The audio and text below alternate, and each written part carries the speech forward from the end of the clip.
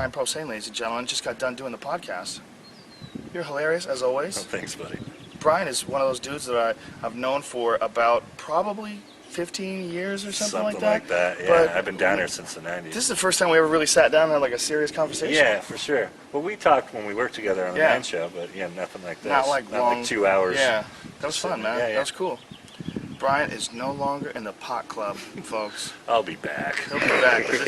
We caught him 3 months completely sober. Because that's got to be a weird thing to be like the pot comedian. You were one of those guys. One of them, yeah. But I'm more the metal comedian, too. Yeah. That's what somebody pointed out to me. I was like, yeah, you're right. Yeah, but yeah, definitely. I don't do that many pot jokes, but it all kind of came from a pot place. I mean, most of those jokes were written while I was high. And the important thing is that he's the one that indoctrinated Doug Benson, who's true. probably the biggest pothead comedian. I mean, nobody's connected more to pot as a comic than Doug. Right? That's like teaching Carrot Top about props.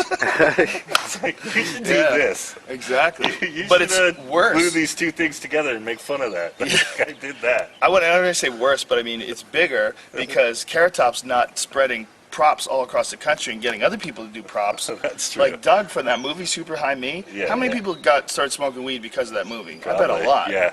I bet a lot of people looked at that and go, "What the fuck, man? He looks fine. Bring that bong over here." Right. So this is if you're I upset at created Doug a bunch Benson. of monsters, I guess. Yeah, I bet you did, dude. you spawned it. Brian Posehn, ladies and gentlemen. Thanks for being on the podcast, man. Thanks, that was buddy. awesome. Thank you. Appreciate it. Yeah, the guy's cool as fuck. This is the thing. This looks like that city in Salt City. What's that? The salt? The salt? Yeah. All this salt on the ground is actually what I get out of the tub, the tank rather.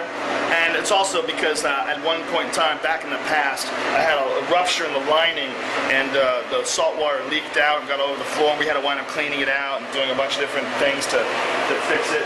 And then I got this new tank from Float Lab Technology. And so all this shit on the ground is all just salt. So this is the tank. You'll edit all that out. It's kind of boring, arcane. It smells kind of between 93 and 95 Can you do anything about that? degrees. No, it's small. It's just salt. There's a lot of cum in there too, I think. Not that much.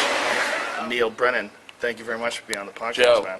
pleasure was all I want to mine. get you into the isolation tent. Yeah, no, I'm We're doing It's that. in Venice. I'm going to call in for you. It'd be an awesome thing for you to sit and think up ideas. There's no environment like that on the planet where you don't feel your body. You disconnect Right. from your body and you're all inside your head. It's amazing. I'm pretty close to that, just walking You around. think so? I'm That's just so how you in my roll? head that I'm a human isolation type. Well, in your head there would be a No, more I'm fucking intense thing. curious. When does it kick in? Well, it depends on how relaxed you get, you know, how much you can let go. It takes a while to get comfortable with the experience because it's so weird. I feel like I would Floating in a cry. storm. Does that make Cry? sense? You might cry. Have you ever cried? Not in there, but in real life, yes. You have? Yes, several times. Wow. I Like cried less than at a dozen? movies. Oh, no, more than a dozen. Did you cry in an Up? emotional person. No, I didn't cry during Up. No. It takes more than a cartoon to get me to cry, bro. A little bit of tears were shed It during takes, Tangled, though. excuse me, first of all, it takes 3D and live action. Yeah, and live Bambi. action, 3D. So, Bambi. I cried at Titanic like a motherfucker. Did you really? Wow. Like That's, twice. I cried because I paid $7 for that piece I of like that shit. movie. Did you really like Titanic? You know what I liked about it? When they did the flyover of the ship, when you're looking at the people walking, and it's because it's old CGI, they look stupid. look- fake yeah, they as look fuck. robotic, yeah, It looks I so noticed that when it was fake. happening. I enjoy that about it. That's my favorite part of Titanic, when everything looks fake. I really like it. I thought it was a dumb movie. I liked it. I liked it. I like all Special Leonardo effects DiCaprio were movies. shit. I would like it if it was just the thing crashing into the water, because the special effects were awesome. Other than that, no. You didn't like when he stenciled her? I would have thought that would have been right up. I liked that she was naked and still like. That a was little nice that she was fat. naked. That's what an awful Just a little double standard fat. the MPAA has. Is that like she was tasteful naked? It's Right. like no, but she's still naked. I don't give a fuck. I still saw a woman's nipple. Did you see her nipple? Yeah. Yeah. I think I I don't even. remember. Whatever happened to that chick? She turned into a meat bomb, right? Didn't she? No, she's all right. She got big, didn't she? No, she I don't looks know. good. Didn't she get She's big actually for a while? probably smaller than she was then. Really? Yeah. Didn't she go meat bomb for a little while though? I don't The remember. internet will agree with Meat me. bomb I'm pretty is, sure Christina Aguilera went meat bomb. Wait, if you say anything negative about a lady, the internet will agree, right? Sure. Meat bombs. Or hate you. Can but you she believe went- this Kirstie Alley? What a hog, right, Oh, guys? That's the saddest one ever. You ever look at her when she was on Cheers? She was so hot. Her first episode of Cheers, when I saw it, I was like, that lady's kind of big. She was a little big for me. Huge. She was wearing leather pants. I remember she was wearing purple leather pants. And it was one of those asses where you just go, I think that's You don't like them too a couple big, huh? sizes too big for me. I like a size 3. I don't even know what that is. I don't. You just. That's how manly I am. I don't know. I just made that up. But I don't like a huge. I like a nice ass. I got a great story about Mark Coleman. He was the UFC heavyweight champion. We're hanging out once in a strip club, and he had this girl sitting on his lap. He goes, "She's only about 90 pounds." And then he goes, "That pussy's got to be tight." Like that's how he was breaking it down. She's only about 90 pounds. So you can't have a loose pussy at that weight class. Yes, he figured. She's so small, and he's a gorilla. You just gotta take her. Look at the rabbit. Yeah, they're all over the place out here. Deers, coyotes, a mountain lion killed someone's dog out here even a couple years ago. When people are still talking about it. Good night, everybody. We're here live with Monster Bronny. Monster Bronny just got done doing the podcast for the first time. Yeah, man. Good That was seeing you, cool. my That was friend. fun. Thanks for having me, man. Thanks It for was a lot being of on. fun. It was great. It was interesting. We got to talk all kinds of shit. International politics. We went deep to the Middle East. By the way, Iranians, not Arabs. Okay? Remember So, that. important shit. Remember they don't that. like to be called Arabs. Yeah, man. That's very important. I'll track you down and cut you. And Maz has a podcast with our other pal, Al Madrigal, that's been on the podcast several times, and Chris Spencer. It's called Minivan Men, and you go to minivanmen.com, and you can check that out, and then people can catch you on mazderbrownie.com, right? I'm everywhere, man. Find me. Maz forever. How I long know, have we known man. each other, man? Boy, it's been several years.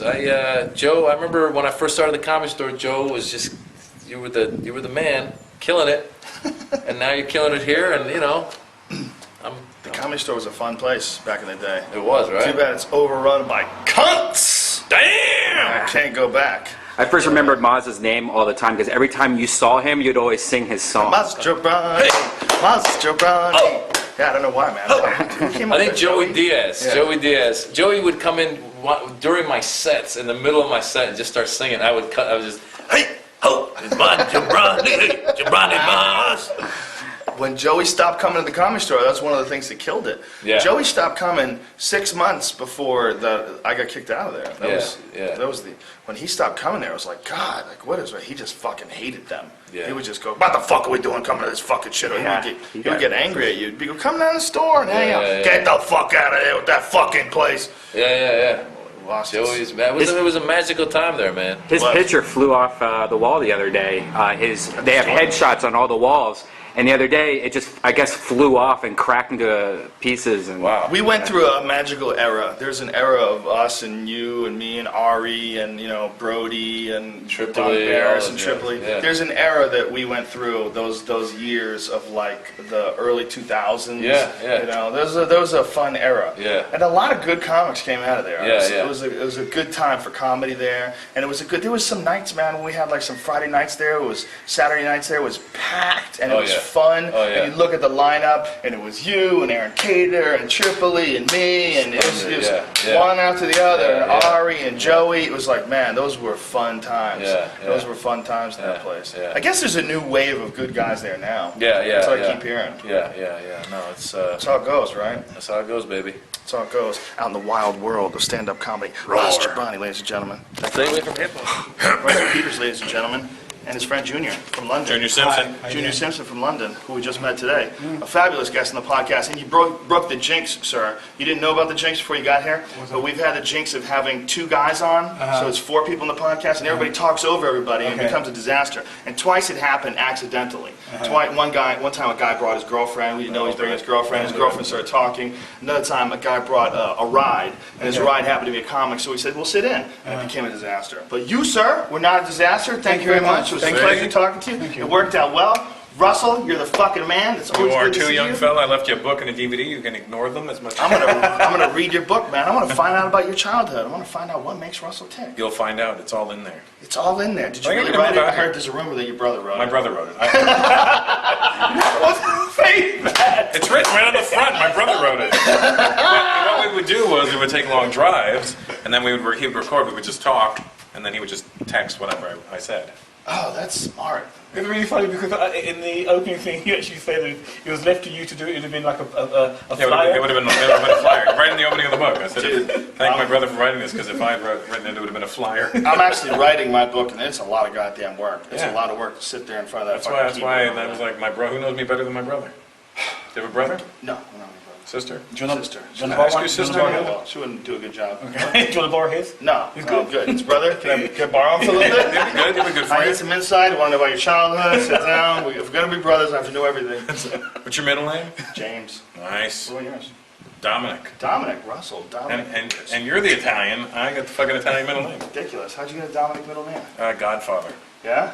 Are you 100% Indian? Do you have other shit in you? Both my parents are from India, but we're kind of mixed with the British. British. Because Interesting. they were fucking us for 400 years. Nice.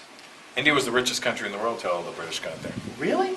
Until when? When did the British get there? What, in the 1600s or something? Jesus Christ. Well, we've been apologizing ever That's a goddamn blink of an eye as far as the universe goes. So 400 years ago, you guys were dominant, running Right. shit. Yeah, all the spice. It was one of the richest countries in the world. You had all the spices. Is that what it was? Spices and gold and jewels. And Isn't that diamonds. funny? That's what, when Columbus came to America, that dumb fuck thought he landed in India. Yeah. They were trying to do. I Trying to make India. used to do a joke about that when they call natives Indians, because that fucking retard was looking for my people. And then I said, what do you do on Columbus Day? Drive around till you don't know where the fuck you are anymore? It's true. I mean, you want to talk about Turn the how GPS bad- off. It's Columbus Day. how bad navigation was and how little they knew about what was out there in the world. They thought they were going to drop off the edge of the earth. They thought that they'd get to the point there was the ocean would have a drop off, and that would be. So they Like an took a infinity chance. pool. They fucking took a chance, and they got all the way to America, and thought they were in India. Like they were so off. Yeah. They weren't even really in America. They were in the Bahamas, right? Didn't they land in the Bahamas at I think first? so. Is that where it was first? Yeah, yeah. They landed in some island somewhere, and then eventually, slowly, figured out a way to poison the entire country. But then It's true. again, here we are, California, 2011, living like a doctor. This man just bought a fucking Rolls Royce convertible. Used. Was it used? 09. Oh, nine. 7,000 miles on it. That's a good move. How's That's your smart. CUDA? That's You still smart. got it? Got rid of it. Really? Sold it. Oh, who bought it? It almost killed me. Did I tell you a story? No. I was driving it on the highway. I was going 70, 80 miles an hour. Get home, in my driveway, I pull into my driveway, and I hear crank, and my car leans. So I get out, and the suspension has detached itself from the frame, and the wheel is stuck and bent into the front fender. And I'm like, that could have happened 10 minutes ago when I was on the highway, and I would be dead.